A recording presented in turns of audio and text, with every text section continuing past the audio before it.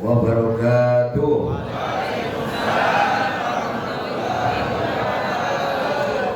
Bismillahirrahmanirrahim. Alhamdulillahirabbil alamin.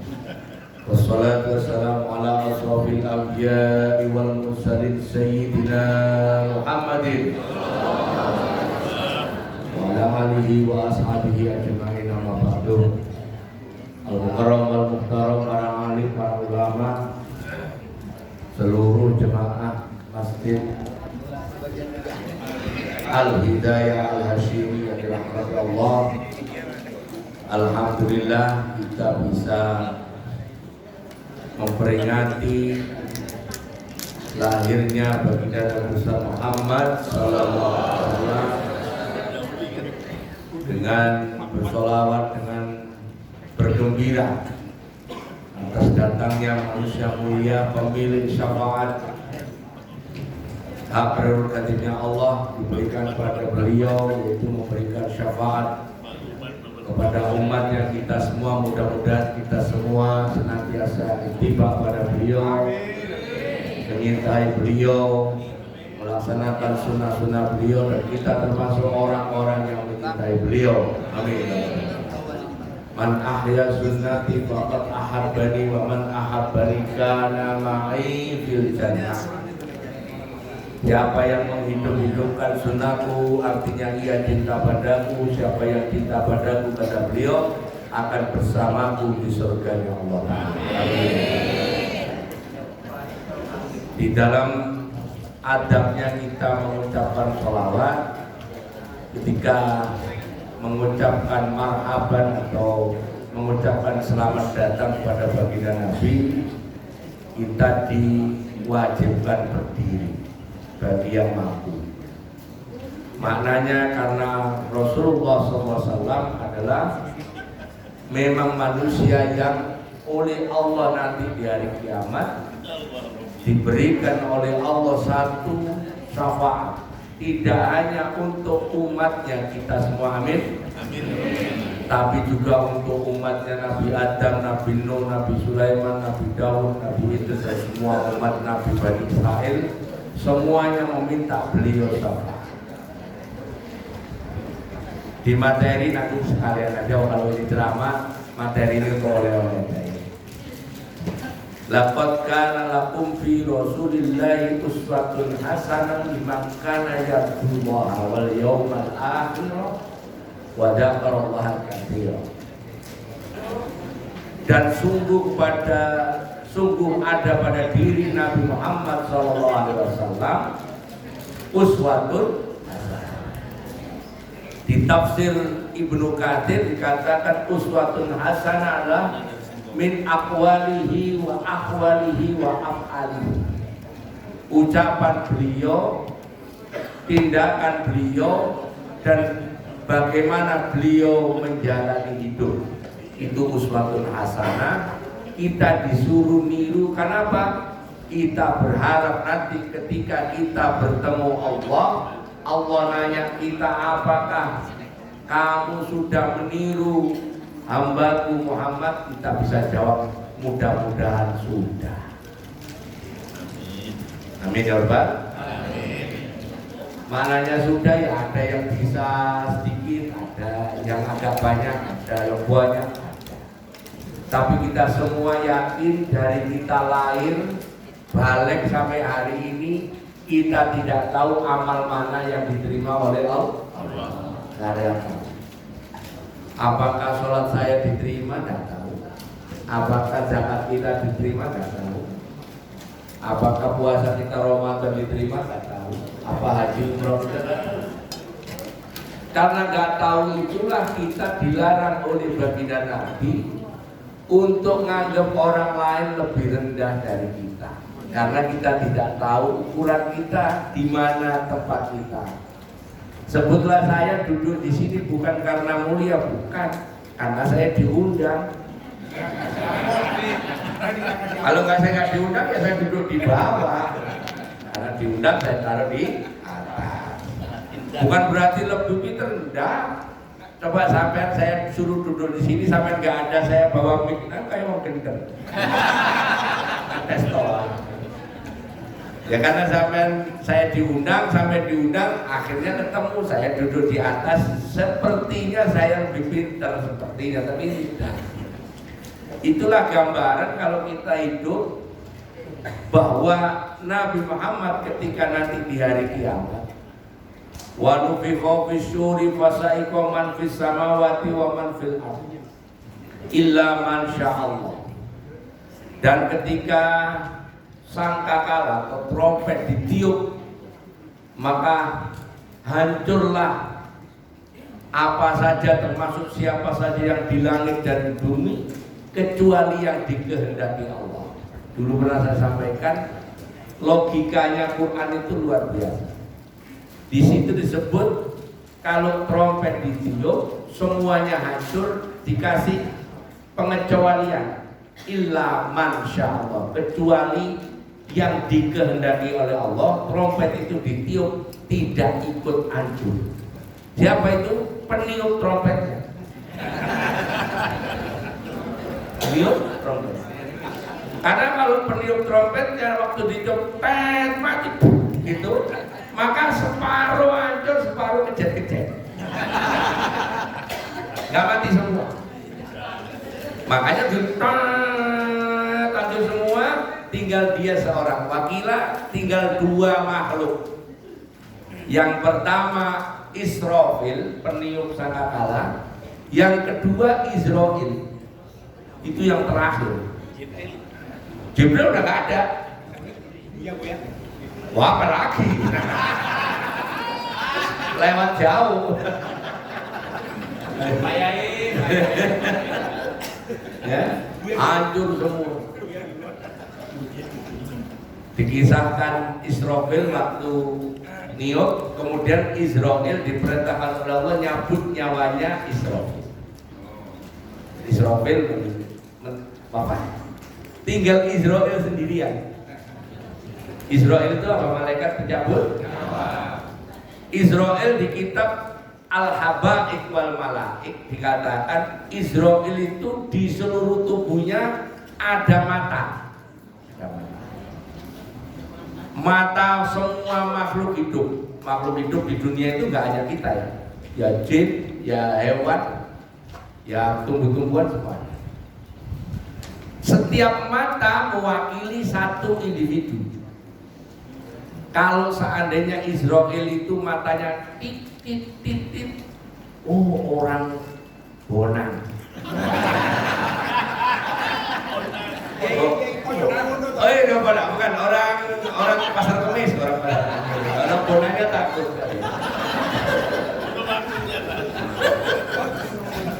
Tit.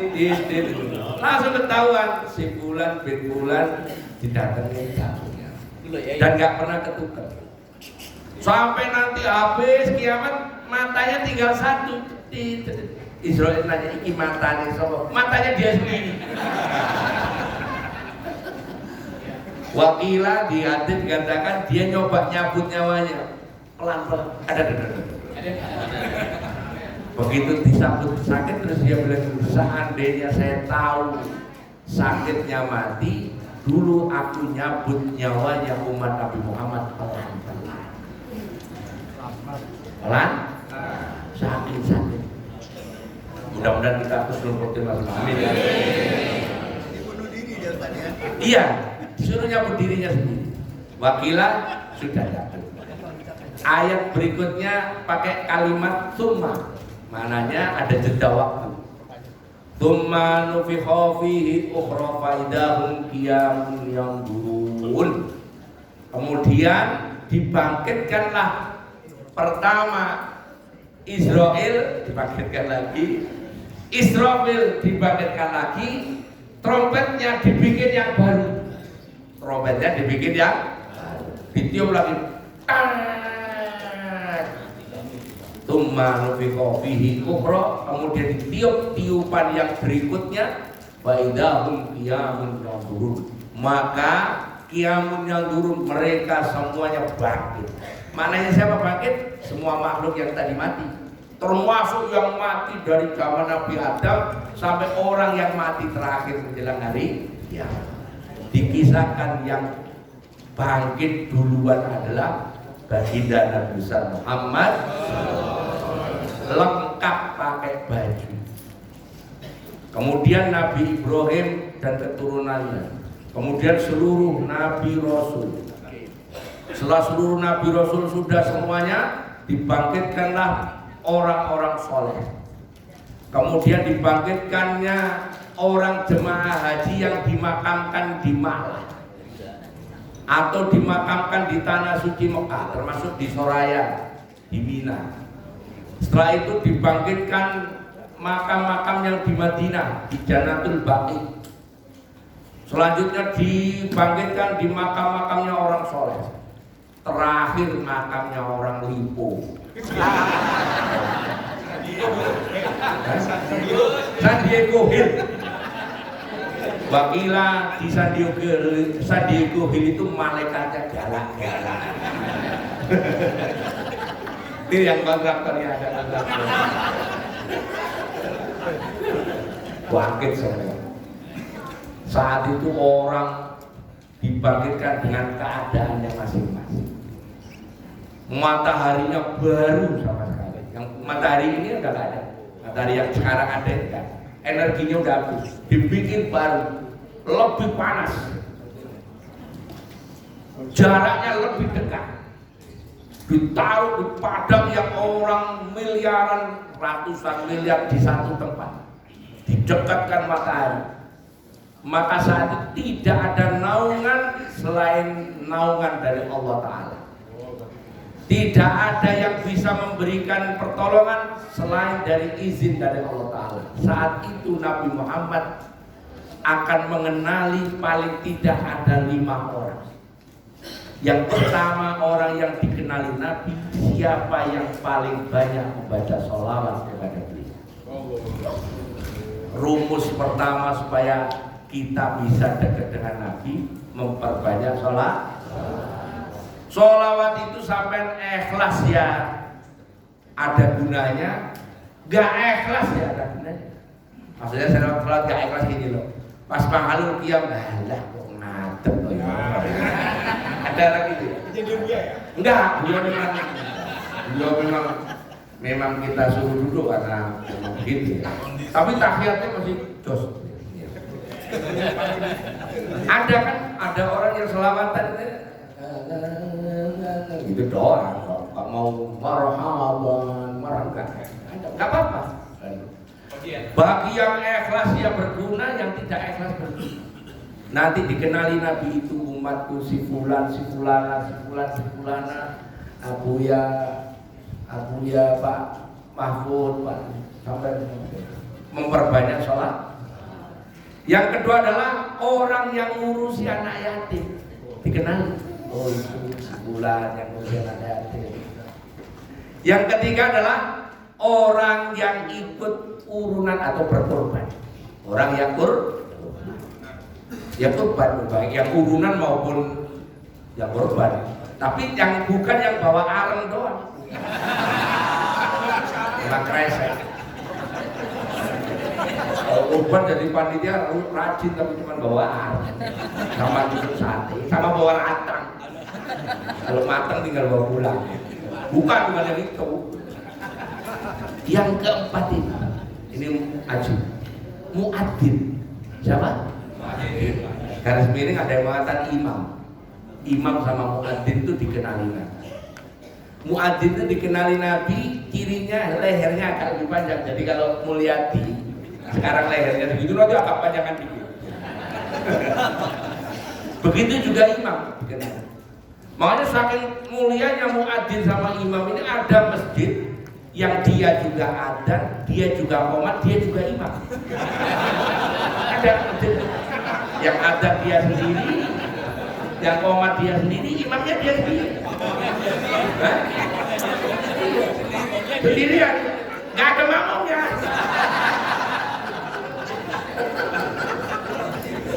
Saking pengennya dikenali oleh Nabi Muhammad SAW. Yang terakhir ahli sedekah, 5 orang. Kumpul semua orang. Ini yang dikenali udah dekat semua. Nabi sebelum pengadilan belum, masih jauh. Pengadilan masih Panas, saking panasnya orang keringetan.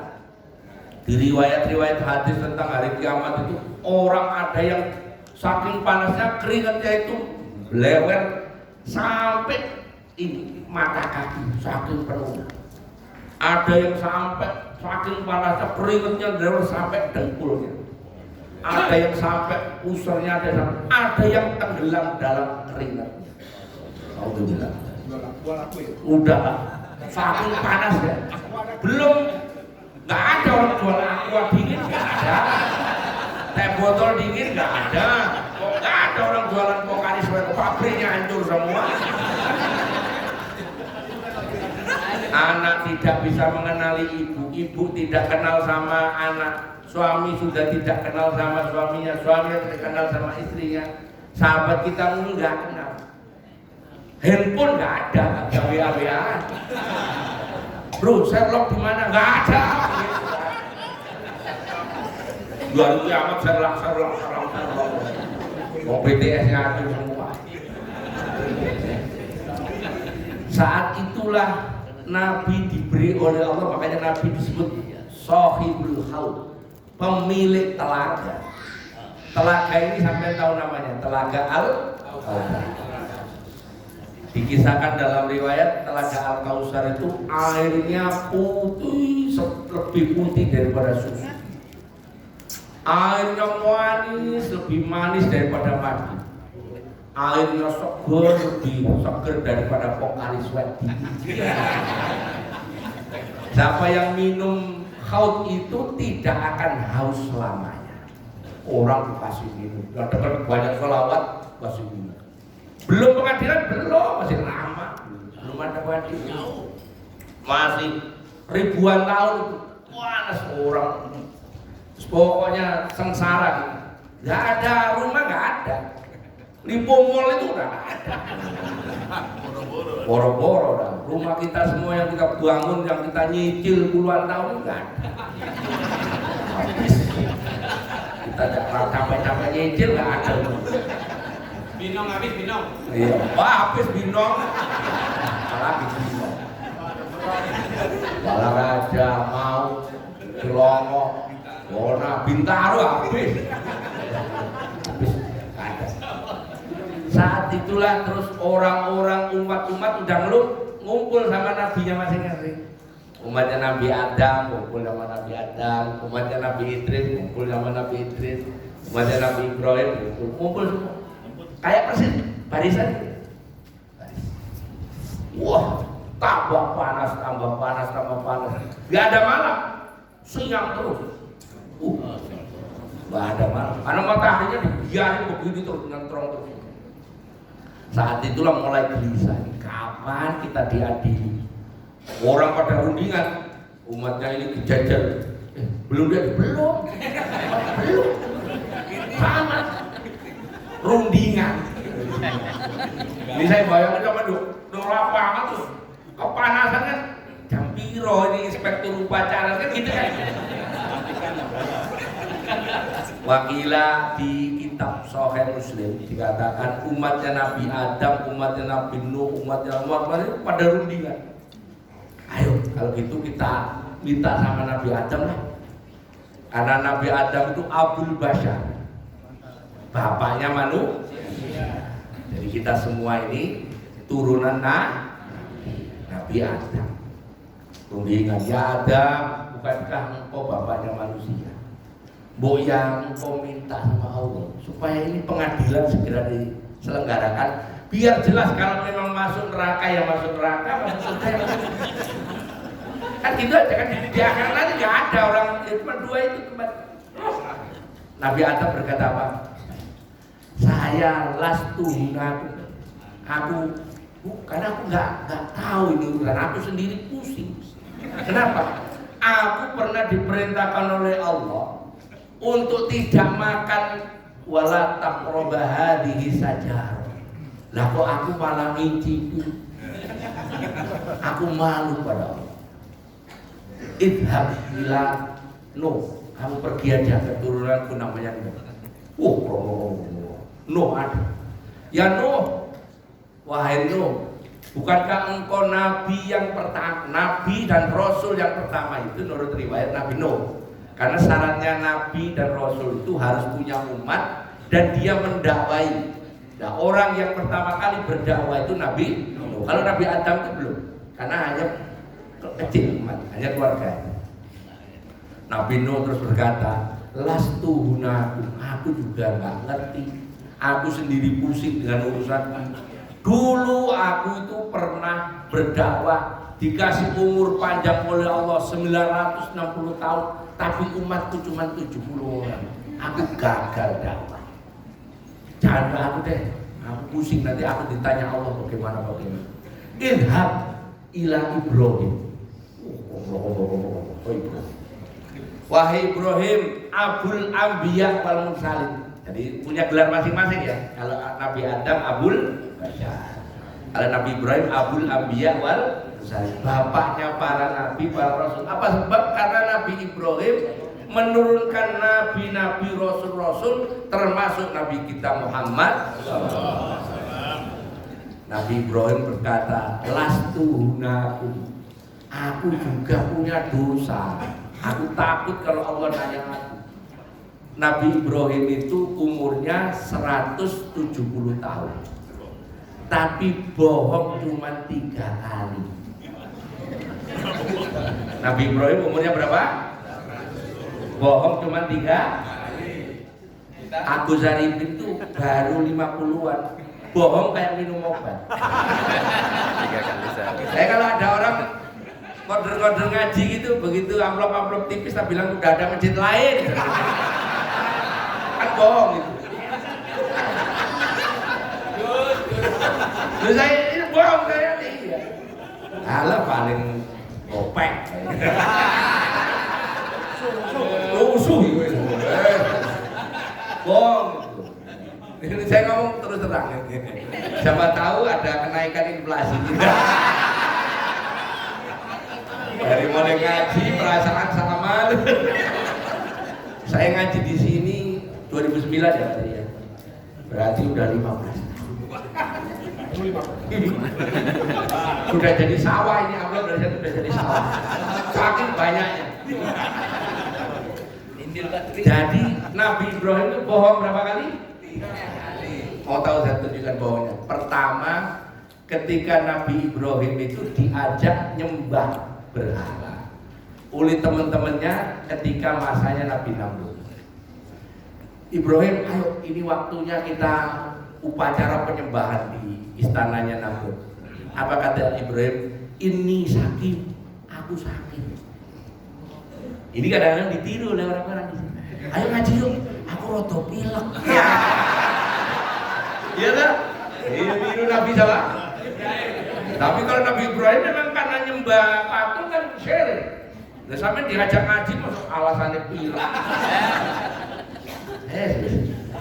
Itu bohong yang pertama. Bohong yang kedua, Nabi Ibrahim udah kesel, orang-orang nyembah berhala semua, dia dakwah tauhid, nyembah Allah nggak disetujui. Akhirnya malam-malam sepi dia bawa kampak, patung yang kecil-kecil, metalika, kepalanya lepas, tunggal yang satu gede, kampaknya dikalungin di lehernya. Pagi-pagi pasukan pas Pamrud, pasukan pengamanan Namrud.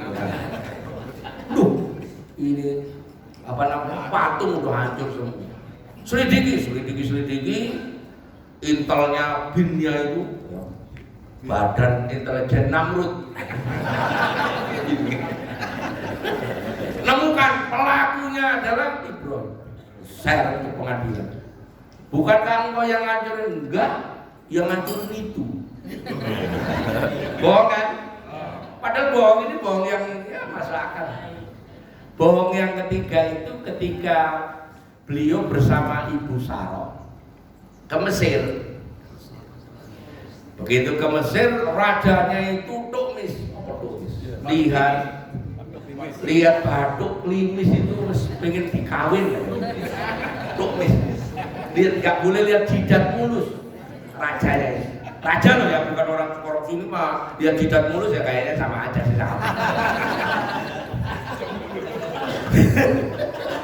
Begitu lihat Sarah cantik itu ngomong gini raja.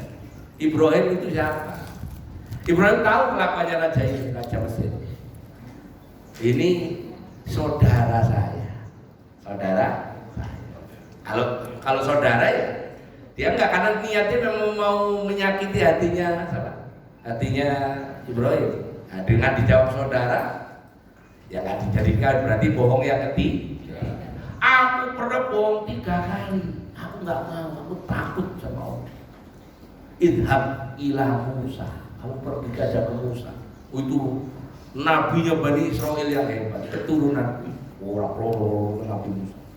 Ya Musa, bukankah engkau Nabi Bani Israel yang paling sukses, yang membawa umat Bani Israel dari Mesir, dan engkau diberi mukjizat bisa belah lautan, nyebrang ke tanah yang dijanjikan Kanaan. Benar, tapi aku pernah sombong.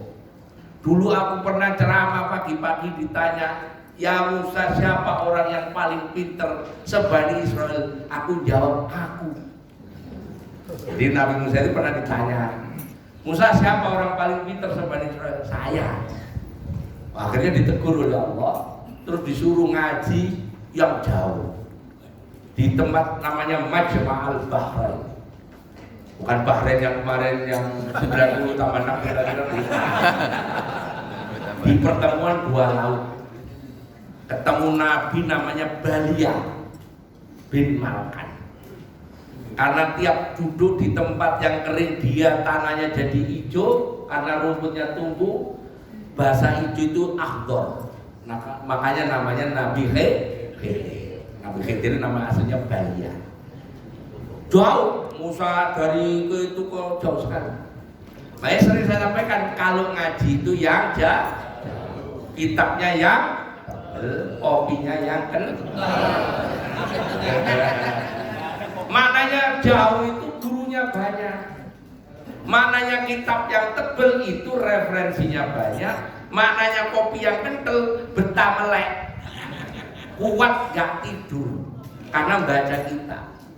Makanya saya kalau ada ngaji di sini sampai masih dengerin saya seneng. Karena ada orang ngaji cuman ngungsi tidur. Di belakang ini nanti terakhir nanya. Penanyaannya bulan lalu ditanyain lagi. Bukan di sini, bukan di daerah sana tahu. Terus lewat tol ke sini lagi.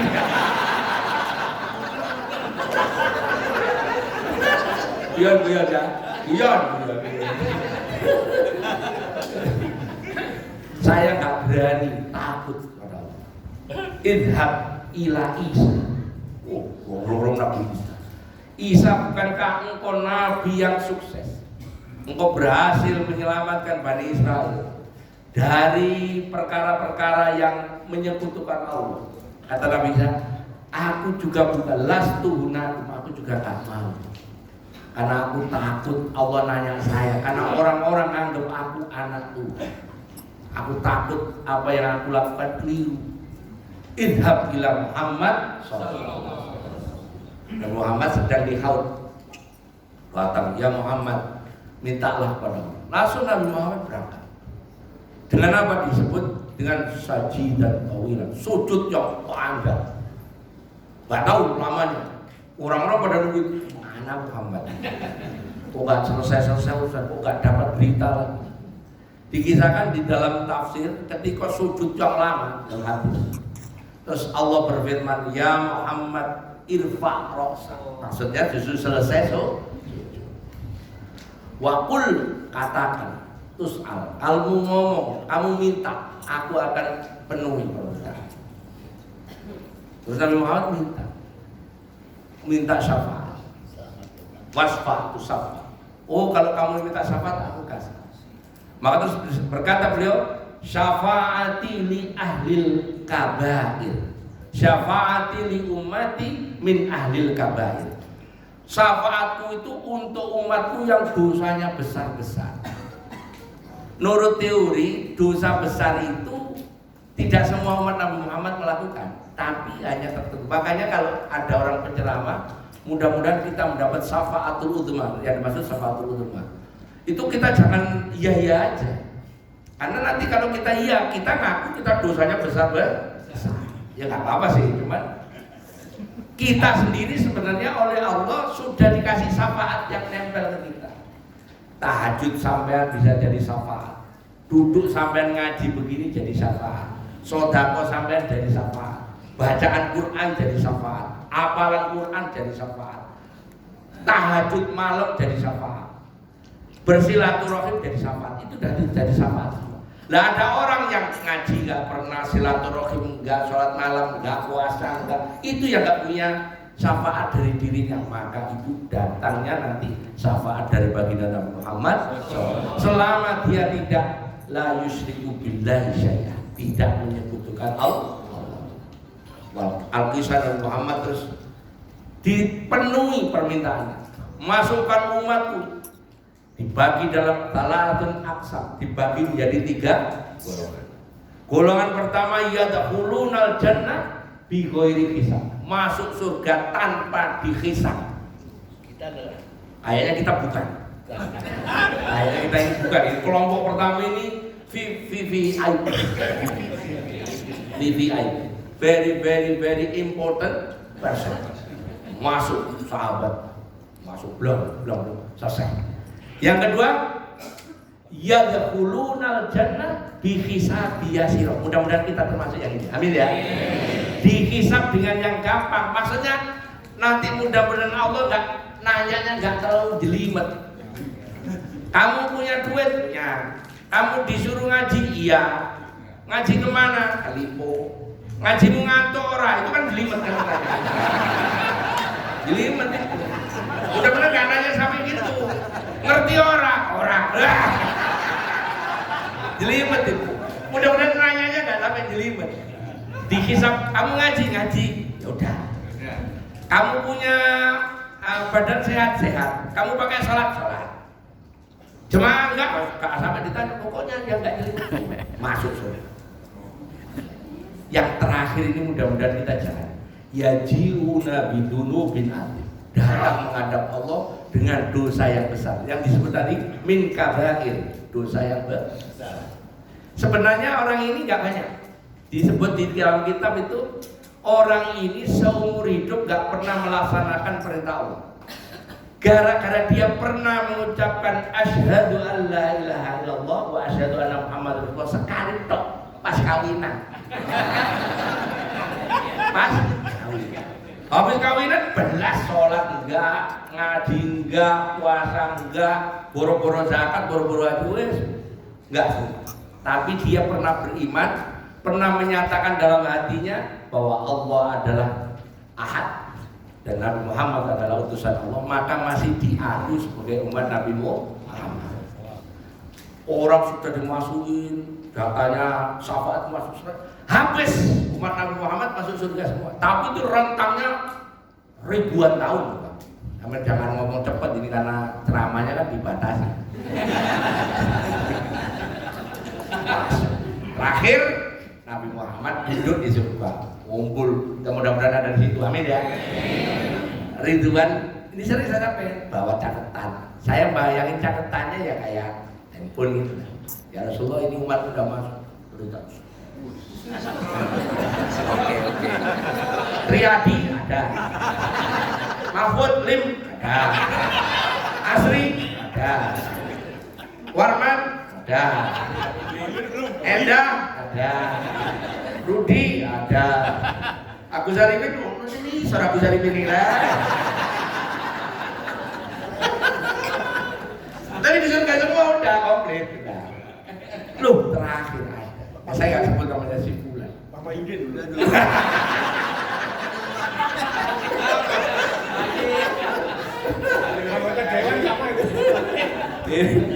Temennya Balil. Balil yang dijer, kalau Balil yang dirobak Balul. Ya. Nabi Muhammad protes. Nabi Muhammad itu orang kan kok wong syafaatu li ummati min ahlil kabair. Ini ada umatku, Ridwan kan. Terus gimana ya? Tolong cari. masukkan surga. Berangkat. Kenapa sih Nabi Muhammad bisa dipenuhi oleh Allah seperti itu? Karena Allah sudah memberikan janji itu waktu di dunia. Sampai tahu janjinya Allah kepada Nabi Muhammad. Suratnya surat Ad-Duha. Sampai makanya kenapa sih orang surat Ad-Duha itu disunahkan kalau kita sholat duha dibacanya tapi pas rakaat ketiga. Kalau duha yang sampai kalau duha berapa rakaat? Empat ya. Rakaat pertama Al-Fatihah, Al-Kafirun. Rakaat kedua Al-Fatihah, Al-Ikhlas. Ya lah? Al-Kafirun, Al-Ikhlas, wallahu ahad. Rakaat ketiga Wadduha. Ada yang mengatakan Asyam surat duha. Rakaat keempat Wadduha. Di Wadduha itu ada informasi ini. Wadduha wal laili idza saja ma wadda'aka rabbuka wa ma qala. Walal akhiratu khairul laka minal ula. Wala saufa yu'tika rabbuka fatarda. Itu kalimat. Dan Muhammad, kamu minta saya akan beri sampai kamu ridho. Nah, itu makna bebas. Jadi Nabi Muhammad tuh minta sama Allah semuanya diturutin, termasuk hak memasukkan orang yang dosanya segunung tetap masuk surga asal tetap beriman pada Allah dan Nabi Muhammad sallallahu alaihi wasallam. Berangkat Ridwan nggak pernah akal, Jabri. Bro, menyala abangku. Ya. Karena di neraka kan menyala. Malik. Apa bro? Ini ada umatnya Nabi Muhammad. Rumahnya dekat Lipo lapangan golf. Tiap Sabtu ketemu santrinya Gus Arifin di lapangan golf. Kenapa? Cari dia berhak masuk. Malik karena ditelepon temannya Ridwan, wah peladas. Ada. Ketemu di situ apa namanya Madura. Ya bintang-bintang film itu. Ketemu artis-artis buan. Lodos ninggal gak ketemu. Terakhir di pojok saumate dicecuk. Jadi saya cerita sampai kan. Kalau rokokan enak kalau di neraka nggak usah pakai korek. Nah, ini kan. Tapi ini guyonan saya. Malik ngadep. Ini sekarang ini. Assalamualaikum, waalaikumsalam. Bro, terus. Udah lama kan CS. Di neraka udah ribuan tahun dia. Dapat kamu masuk surga. Malam-malam. Dalam teori ilmu sosial atau ilmu psikologi, orang yang divonis hukuman seumur hidup terus sampai bilangin mau keluar penjara kan ngeledek. Orang ini kan holy dinafia. Di neraka itu lama. Lalu tiba-tiba ada berita kamu masuk surga itu kan ngeledek. Pernyataannya si orang ini sama. Mbok kamu itu menghina aku, Mbok ya jangan keterlaluan. Aku ini di sini sudah hina kok kamu hina. Nah, gitu. Di neraka itu sudah hina. Kok kamu hina mau masuk surga? Enggak. Kamu masuk surga. Nanya dengan apa mau masuk surga? Bisa faati Rasulillah sallallahu alaihi wasallam. Allahumma shalli ala Muhammad. Bayangin sampean orang ini nggak pernah ngaji kayak sampean, nggak pernah sholat jamaah kayak sampean, nggak pernah silaturahmi kayak sampean. Itu saja masih diberi syafaat. Nah, sampean ini masuk surga semua. Gak usah kita ngeributin, mau kunut gak kunut, terawih 8, gak usah.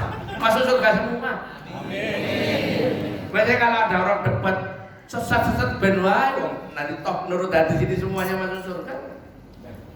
Gampang kan berarti kalau ada orang debat gitu gak usah diladenin, semuanya masuk surga. Yang ngomong bid'ah ya nanti ya kan bisa masuk surga, kita juga bisa masuk surga. Nanti di sana nggak ada ngomong bid'ah-bid'ah, nggak ada. Ini bid'ah nggak ada di surga itu, nggak ada debat yang nggak ada faedah. Wah, maulid kita nggak ada, debat-debat nggak ada. Oke, kalau itu oke, pegang set dilempar kata bat, kampanye Ridwan, dimandi, pakai telaganya tadi yang ditinggalkan out, mandi. Di kitabnya Imam Qurtubi At-Tadhkirah, orang ini setelah dimandiin itu persis anak burung yang baru netes. Sampai tahu anak burung. Sampai pernah punya murai batu atau apa itu? Begitu netes kan, matanya merem, nggak ada bulunya. Ini. Sampai yang biasa melihara burung. Ibu pernah lihat burung nggak? Anak burung. Anak burung. Anak burung. Ini beneran? Anak burung. Enggak, saya istri saya itu sering lihat. Ke rumah saya punya jala, murai. Murai. Terus apa namanya? Lovebird, gagak. Buya sampai ke sana. Wah, bener di mana? Oh, ini saya suka kasih makan burung itu. Gitu. Saking panasnya di neraka terus dikasih itu seperti rontok semua. Yang hitam-hitam di neraka itu rontok semua. Terus sehat dikasih baju. Bajunya dari sarin itu sudah. Dikasih mahkota. Dikasih mahkotanya dikasih di sini permata. Permatanya namanya yakut. Bukan Pak Menteri Agama ya. Tahu yakut? Yakut kami cari di Google. Yakut ini disifati oleh kitab itu terangnya. Kalau seandainya di dunia yakut itu di akhirat dibawa ke dunia sekarang itu malam kayak siang. Alamat ini kalau dibawa ke dunia PLN bangkrut. Orang nggak perlu listrik, makin terangnya. Padahal dia itu nggak sholat, nggak puasa, nggak zakat, nggak ngaji, tetap dikasih baju sutra sama mahkota ada yang monggo loh yang nggak mau ngaji monggo dia. Udah, kamu ditungguin keluargamu di sana, kamu pergi ke sana. Jarak antara bibirnya neraka ke surga itu ada yang mengatakan 70 tahun, ada yang mengatakan 700 tahun, ada yang mau jalan. Apa mau kapan kau? Jalan sendirian, juga ada orang, HP nggak pegang, dompet nggak ada, nggak ada gojek. Ini gojek kemana? Kira-kira baru sepertiga kesel ya. Ya Rob al jannatu malku. Ini ada di hadis. Ya Allah, surganya penuh. Malaikat Ridwan kaget cangkem.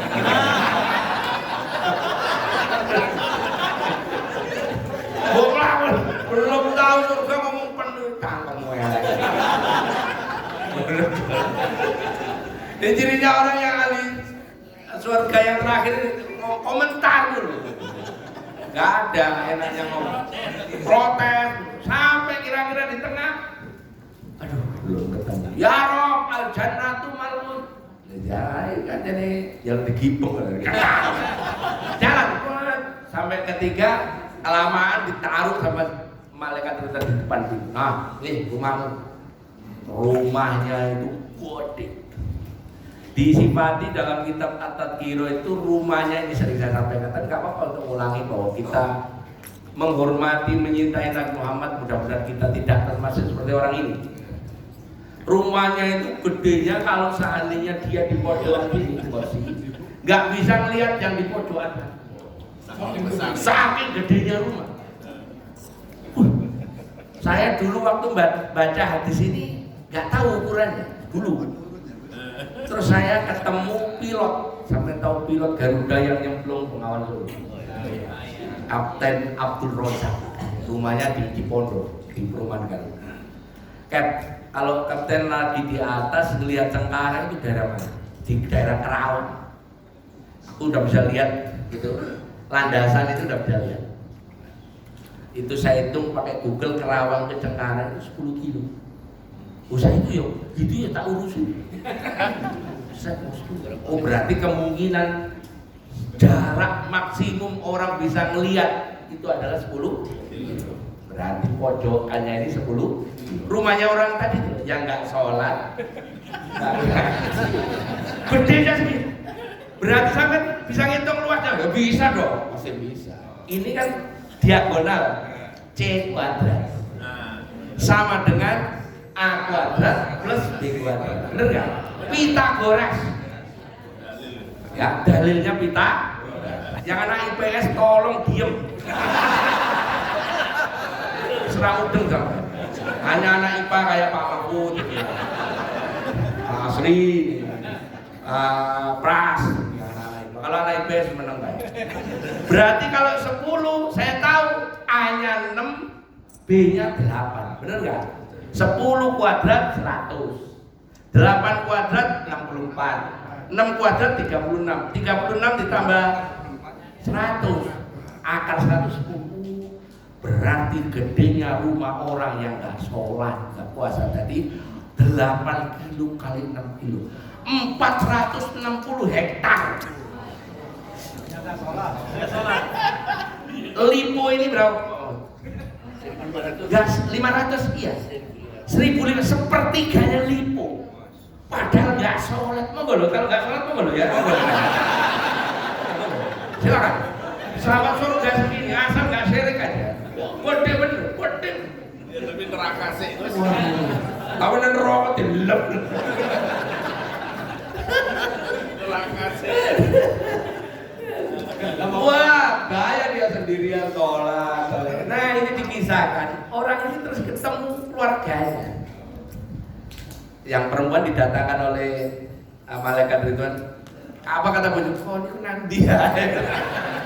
Anakmu idolai. Jadi kemungkinan orang ini laki. Makanya kalau ada penceramah yang banyak masuk neraka itu wanita, saya nggak setuju. Ternyata yang terakhir masuk surga malah laki. Bener ya? Kalau ada udah banyak masuk neraka itu wanita, aku nggak percaya. Saya baca hadis yang ini tuh, yang masuk neraka itu yang terakhir malah laki. Perempuannya udah di surga semua. Amin ya. Amin. Ketemu udah, rumahnya masih komplit, depannya dikasih pohon. Rumahnya kan biasa rumah, terus depannya ada hiasannya, sampai kan gitu ya. Rumah depannya ada pohon. Kalau supaya enak ya rambutan. Kalau pas musim rambutan, begitu tamunya masuk lihat ke atas. Begitu pulang, Mbak Yu aku jalur rambutan nih.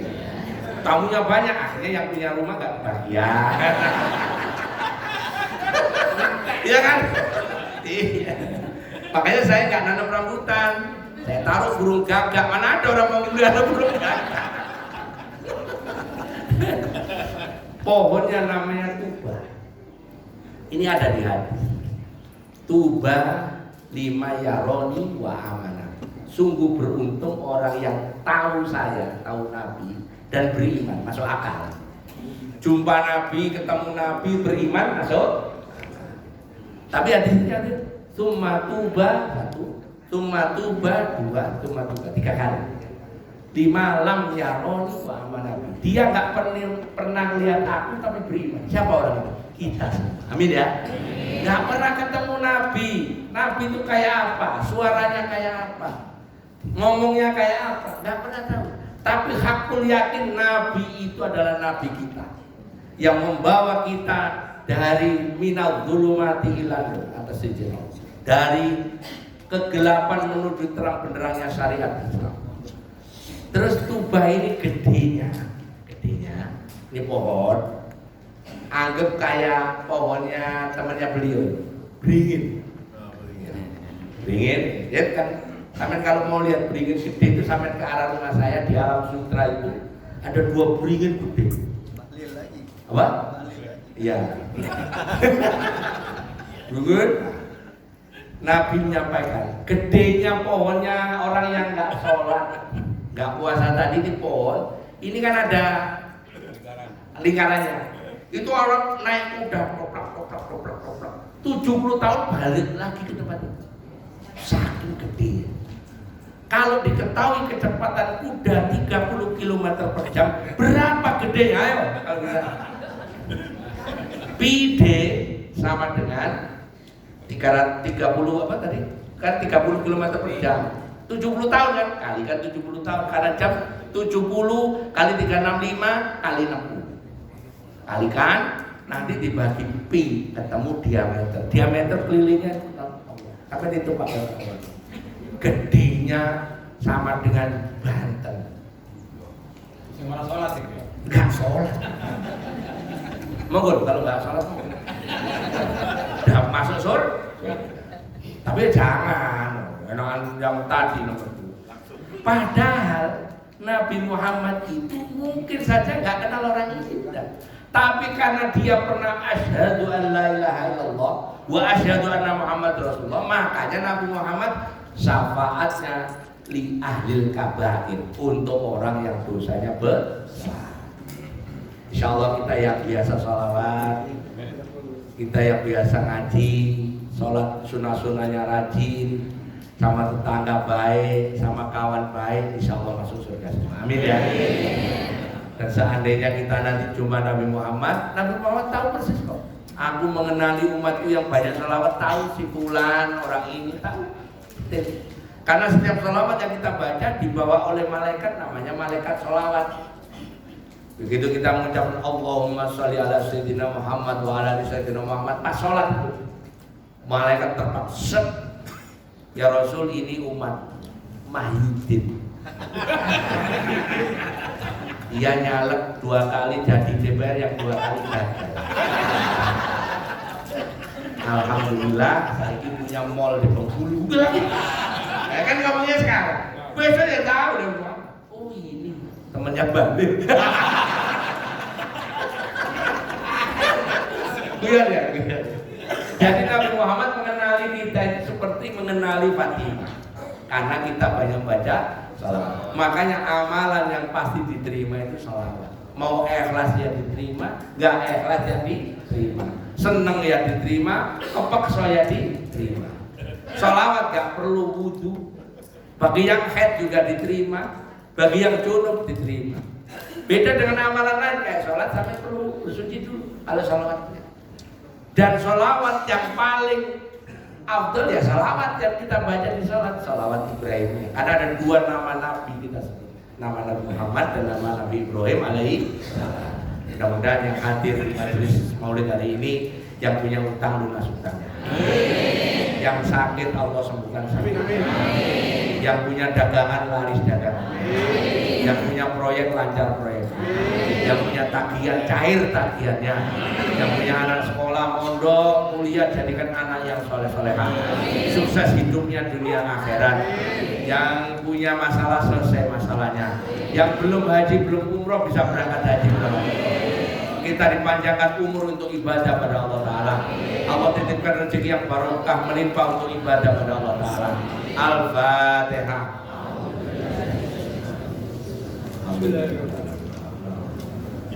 Iya kan dua iya kan sebagainya. Radal ladina an'amta alaihim ghairil maghdubi alaihim. A'udzu billahi minasyaitonir rajim. Bismillahirrahmanirrahim. Allahumma shalli ala sayyidina Muhammad wa ala sayyidina Muhammad walhamdulillahirabbil alamin. Siapa ini? Oh iya betul. Kita Fatihah ya untuk oke, Pak. Oh.